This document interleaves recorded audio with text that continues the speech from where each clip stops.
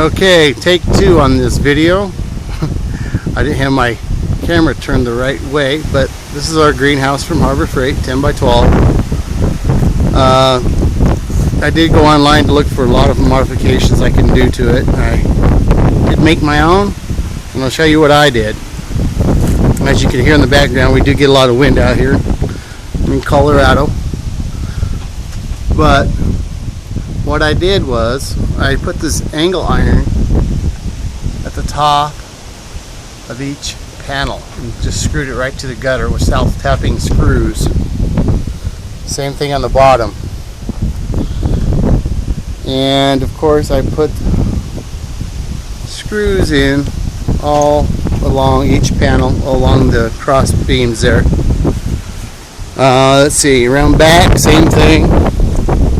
Along the bottom I put the angle iron in. As you can see, I've made a wood frame inside. I'll take you inside to show you what I did there. But I also did the roof as well with the threaded bolts, the washers on both sides, across the top as well. Yeah, on the inside here I put in four 4x4 posts.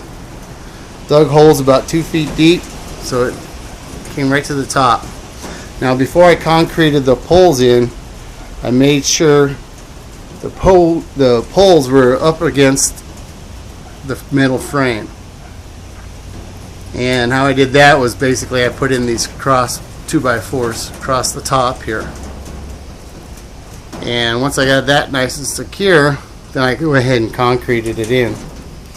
Then just for added extra support for the base, I got 12-foot 2x4s, and I actually cut them where they're flush with the frame, and they're also screwed down to the posts, so it keeps the frame down real secure. I did that on both sides.